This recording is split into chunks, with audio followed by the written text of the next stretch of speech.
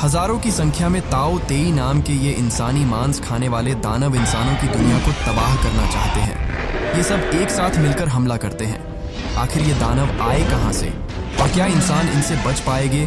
तो आइए शुरू करते हैं आज की कहानी। कहानी की शुरुआत होती है लगभग 1000 साल पुराने चीन से, जहां चारों तरफ सिर्फ सुनसान रेगिस्तान, ऊंचे ऊंचे पहाड़ और मौत जैसा सन्नाटा फैला हुआ है। इसी खतरनाक रास्ते पर कुछ लोग अपनी जान बचाते हुए घोड़ों पर भाग रहे होते हैं, क्योंकि उनके पीछे मंगोलिया के खतरनाक लुटेरे पड़े हुए होते हैं। इस भागते हुए दल का लीडर होता है विलियम और उसके साथी पूरी ताकत से घोड़ दौड़ा रहे होते हैं, लेकिन लुटेरे भी उनका पीछा छोड़ने को तैयार नहीं होते। विलियम समझ जाता है कि अगर ऐसे ही भागते रहे तो ज्यादा देर तक जिंदा नहीं बच पाएंगे। तभी विलियम एक चालाकी करता है। वह अपने कुछ घोड़ों की रस्सियां काटकर उन्हें खुला छोड़ देता है। जैसे ही घोड़ अलग दिशा में भागते हैं, लुटेरे धोखा खाकर उन घोड़ों के पीछे दौड़ पड़ते हैं। इसी मौके का फायदा उठाकर विलियम और उसके साथी वहां से बच निकलते हैं। रात हो जाती है। विलियम और उसके बचे हुए साथी एक सुनसान जगह पर कैंप लगाते हैं। सभी लोग बहुत ज्यादा थके हुए होते हैं। उनके पास न ठीक से खाना बचा होता है न पानी।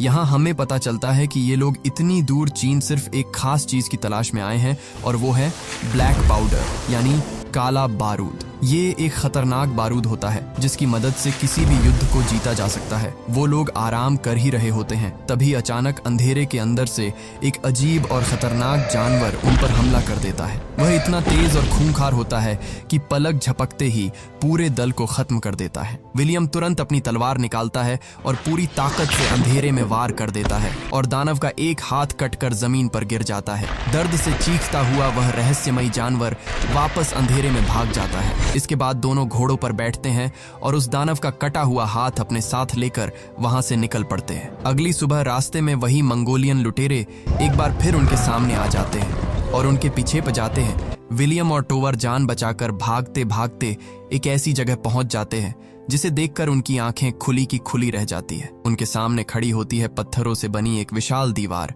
यानी द ग्रेट वॉल। वह दीवार बहुत ऊंची और लंबी होती है। दीवार के ऊपर हजारों चीनी सैनिक पहरा दे रहे होते हैं और अब उनके तीर सीधे विलियम और टोवर की तरफ जाते हैं। अब हालत ऐसी होती है कि पीछे मंगोलियन लुटेरे हैं और सामने द ग्रेट वॉल पर तैनात चीनी सेना। विलियम और टोवर फैसला करते हैं कि लुटेरों के हाथों मरने से अच्छा है कि चीनी सेना के सामने आत्मसमर्पण कर दिया जाए। दोनों अपने हथियार नीचे रख देते हैं और चीनी सैनिक उन्हें बंदी बनाकर दीवार के अंदर ले जाते हैं। इसके बाद उन्हें ले जाया जाता है चीनी सेना के बड़ अधिकारी जनरल शाओ और कमांडर लीन के सामने।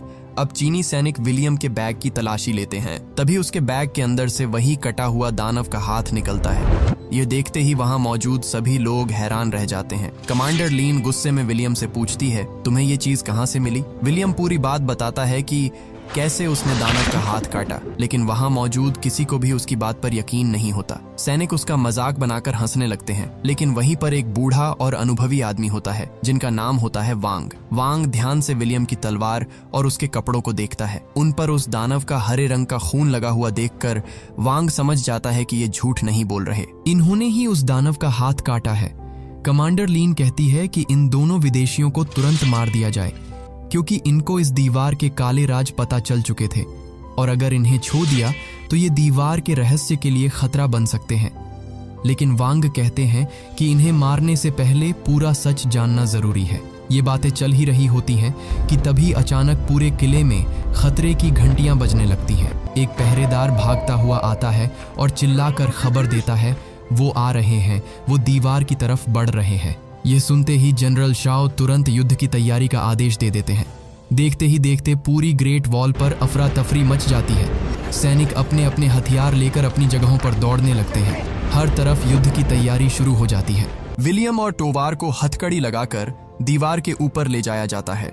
ऊपर पहुंचते ही दोनों देखते हैं कि हर सैनिक के कवच का रंग अलग अलग होता है और रंग के हिसाब से उनका काम भी अलग अलग है।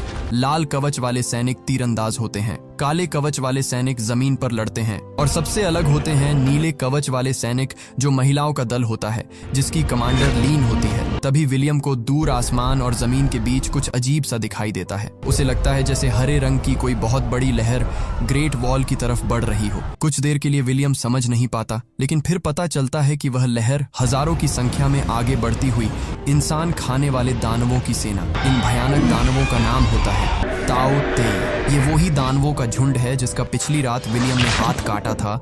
जनरल शाओ तुरंत हमला करने का आदेश देते हैं। सैनिक तुरंत ग्रेट वॉल पर लगे विशाल कैटपल्ट से आग के बड़-बड़ गोले दानवों की तरफ फेंकते हैं। आग के गोलों से कई ताव तेज जलकर राख हो जाते हैं, लेकिन इसके बावजूद उनकी रफ्तार कम नहीं होती। वे बिना रुके दीवार की तरफ बढ़ते रहते हैं। दरअसल उनकी संख्या कई हजारों में है। सैनिक एक साथ आसमान से बारिश की तरह हजारों तीर ताव तेई दानवों पर बरसाने लगते हैं। नीले कवच वाली महिला योद्धाओं की टुकड़ी आगे आती है। ये सभी योद्धा अपनी कमर में रस्सियां बांधती हैं और फिर ग्रेट वॉल की ऊंचाई से सीधा नीचे दानवों की तरफ छलांग लगा देती है। उनके हाथों में लंबे भाले होते हैं। वे हवा में झूलते हुए ताव तेई पर हमला करती है और फिर रस्सियों की मदद से वापस ऊपर खींच ली जाती है। देखने में ये किसी खतरनाक करतब जैसा लगता है, लेकिन यहाँ एक छोटी सी गलती का मतलब सीधी मौत होता है। इतने हमलों के बाद भी ताओ तेई दानव रुकते नहीं। वे धीरे धीरे दीवार के बिल्कुल करीब पहुंच जाते हैं। विलियम ऊपर खड़ा ये सब देख रहा होता है। वह देखता है कि चीनी सैनिक एक एक करके मारे जा रहे हैं। तभी वहां मौजूद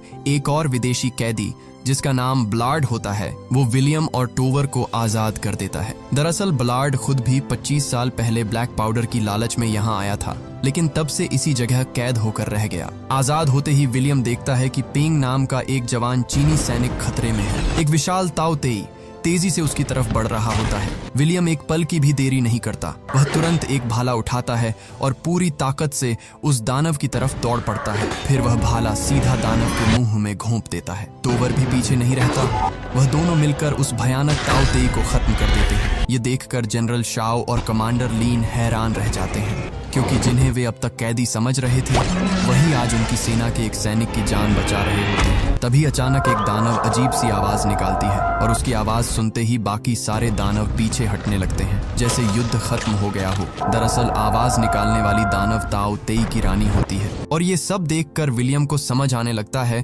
कि ये दानव सब कुछ अपनी रानी के इशारों पर करते हैं। लेकिन पीछे हटते समय ताओ तेई दानव अपने मरे हुए साथियों की लाशें भी अपने साथ खींच कर ले जाते हैं, ताकि इंसान उनके शरीर को देखकर उनकी कमजोरी न ढूंढ सकें। इसके बाद जनरल शाओ विलियम और टोवर के पास आते हैं। वे कहते हैं कि आज तुम दोनों ने बहुत हिम्मत दिखाई है, इसलिए अब तुम हमारे कैदी नहीं बल्कि हमारे मेहमान हो। युद्ध के बाद विलियम और टोवर की मुलाकात फिर से उसी विदेशी कैदी ब्लाड से होती है। ब्लाड उनसे कहता है कि तुम लोग जिस चीज की तलाश में इतनी दूर आए हो वो मेरे पास है। इसके बाद ब्लाड उन्हें छुपाकर रखा हुआ ब्लैक पाउडर यानी काला बारूद दिखाता है। अब ब्लाड एक प्लान बनाता है। वह कहता है कि अगली बार जब ताओ तेई हमला करेंगे और पूरी सेना युद्ध में व्यस्त होगी, तब वे तीनों मौका देखकर ब्लैक पाउडर चोरी करेंगे और यहाँ से भाग जाएंगे। इसी बीच वांग विलियम के सामान की जांच करते हैं। तभी उन्हें एक अजीब सा पत्थर दिखाई देता है। दरअसल वह पत्थर एक चुंबक होता है। वांग को समझ आता है कि पहली रात जब विलियम ने ताओ तेई का हाथ काटा था,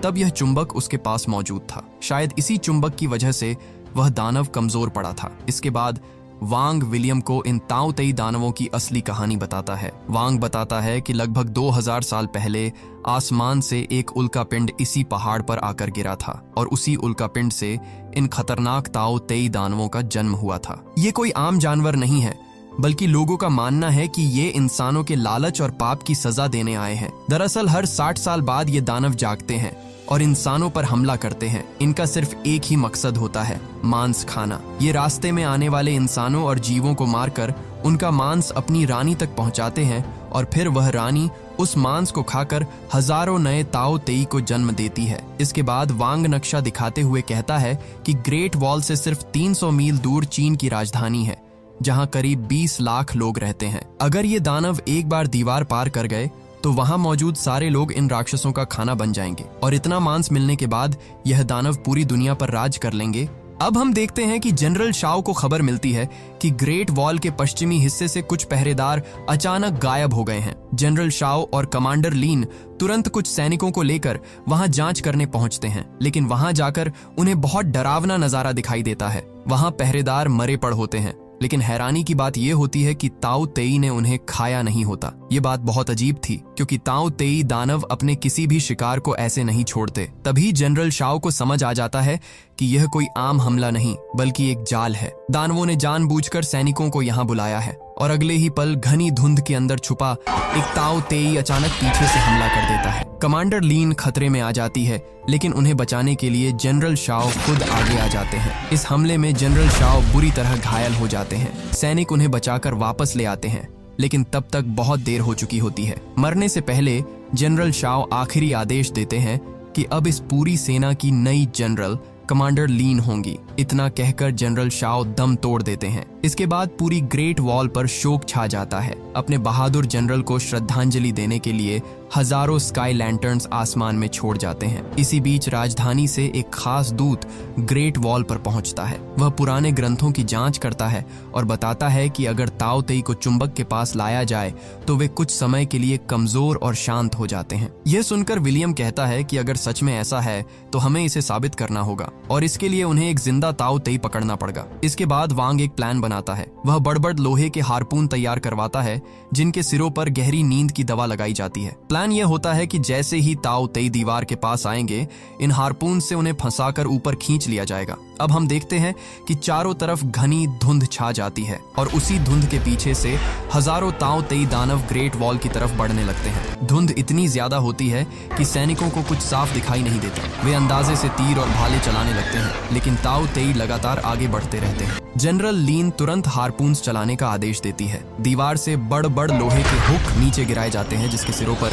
नींद की दवा लगी है। कई ताओ तेई उनमें फंस जाते हैं, लेकिन वे इतने ताकतवर होते हैं कि ज्यादातर जंजीरें तोड़कर निकल जाते हैं। फिर एक ताओ तेई नींद की दवा के असर से कमजोर पड़ जाता है और जंजीरों में फंस जाता है। लेकिन दिक्कत ये होती है कि वह दानव आधे रास्ते में ही अटक जाता है। अगर सैनिक उसे जबरदस्ती ऊपर खींचते तो जंजीर टूट सकती थी और पूरा प्लान फेल हो सकता था। तभी विलियम फैसला करता है कि वह खुद नीचे जाएगा। सब लोग उसे रोकने की कोशिश करते हैं, लेकिन विलियम बिना डरे जंजीर के सहारे नीचे उतर जाता है। नीचे चारों तरफ सैकड़ों भूखे ताओ तेई घूम रहे होते हैं। विलियम अकेला उनके बीच पहुंचता है और जल्दी जल्दी उस कमजोर दानव को जंजीरों से कसकर बांधने लगता है, लेकिन तभी बाकी ताओ तेई उसे चारों तरफ से घेर लेते हैं। अब हालत ऐसी होती है कि विलियम अकेला है और उसके सामने सैकड़ों दानव मौत बनकर खड़ है। ऐसा लगता है कि आज उसका बचना नामुमकिन है। तभी अचानक एक भाला तेज रफ्तार से आता है और एक दानव की आंख में जाकर घुस जाता है। विलियम ऊपर देखता है तो उसे अपना दोस्त टोवर दिखाई देता है। टोवर ऊपर से लगातार विलियम को कवर देता है। इसी मौके का फायदा उठाकर विलियम उस दानव को पूरी तरह जंजीरों में बांध देता है। फिर ऊपर से सैनिक पूरी ताकत लगाकर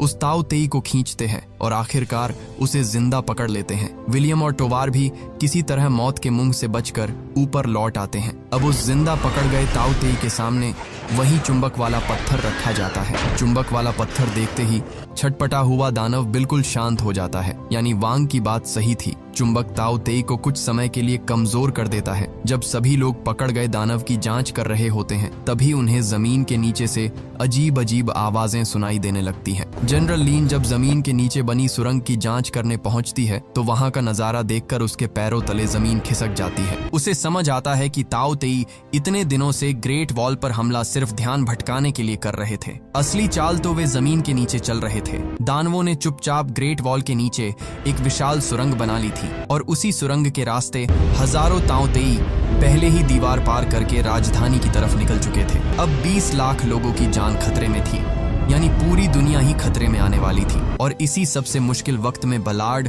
और टोवार ब्लैक पाउडर चोरी करके भागने की कोशिश करते हैं। विलियम उन्हें रोकता है और कहता है कि यह भागने का नहीं, लड़ने का समय है। लेकिन बलार्ड किसी की बात सुनने वाला नहीं होता। वह पीछे से विलियम पर हमला करके उसे बेहोश कर देता है और टोवार को अपने साथ लेकर वहां से भाग जाता है। जब विलियम को होश आता है तो जनरल लीन को लगता है कि विलियम भी उन्हीं चोरों का साथी है। वह गुस्से में उसे बंदी बनाने का आदेश दे देती है, लेकिन तभी वही जवान चीनी सैनिक पेंग आगे आता है जिसकी जान विलियम ने बचाई थी। पेंग जनरल लीन से कहता है कि विलियम चोर नहीं है, उसने उन्हें रोकने की कोशिश की थी, वह हमारी मदद करना चाहता था। पेंग की बात सुनकर लीन का गुस्सा थोड़ा शांत होता है, लेकिन अब उनके पास सोचने का समय बिल्कुल नहीं बचा था। अगर राजधानी तक घोड़ों से जाया जाता तो बहुत देर हो जाती, इसलिए जनरल लीन एक खतरनाक फैसला लेती है। इसके बाद जनरल लीन हॉट एयर बलून्स के जरिए आसमान के रास्ते सीधे राजधानी पहुंचने का प्लान बनाती है, लेकिन ये बलून्स बिल्कुल सुरक्षित नहीं होते।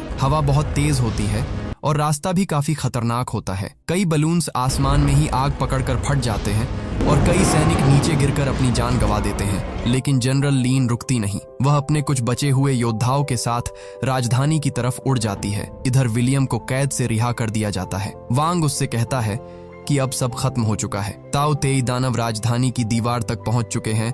वह वांग से कहता है कि मैं लीन के पास जाऊंगा और यह लड़ाई खत्म करके ही लौटूंगा। इसके बाद विलियम और वांग किसी तरह तेजी से राजधानी पहुंचते हैं। वहां पहुंचकर वे देखते हैं कि पूरा शहर नर्क में बदल चुका है। हर तरफ चीख पुकार मची होती है। ताओ तेई शहर में घुस चुके होते हैं और आम लोगों पर हमला कर रहे होते हैं। जनरल लीन अपनी टीम के साथ एक ऊंचे टावर में फंसी होती है। ताओ तेई दानव उन्हें चारों तरफ से घेर चुके होते हैं। ऐसा लगता है कि अब लीन और उसके सैनिक बच नहीं पाएंगे। लेकिन तभी ऊपर से विलियम आता है। वह ब्लैक पाउडर से बने एक्सप्लोसिव हथियार ताओ तेई पर फेंकता है और जोरदार धमाके के साथ लीन को बचा लेता है। इसके बाद विलियम, लीन और वांग किसी तरह एक पुराने महल के ऊंचे टावर में शरण लेते हैं। अब उनके पास सिर्फ एक ही रास्ता बचता है, वही जिंदा पकड़ा गया ताओ तेई। वांग कहता है कि अगर रानी को मारना है तो हमें इसी ताओ तेई का इस्तेमाल करना होगा, क्योंकि ताओ तेई की पूरी सेना अपनी रानी से जुड़ी हुई है। अगर रानी मर गई तो बाकी सभी दानव भी खत्म हो सकते हैं। अब आखिरी प्लान बनाया जाता है। वे लोग उस जिंदा पकड़ गए ताओ तेई के शरीर पर एक्सप्लोजिव बांध देंगे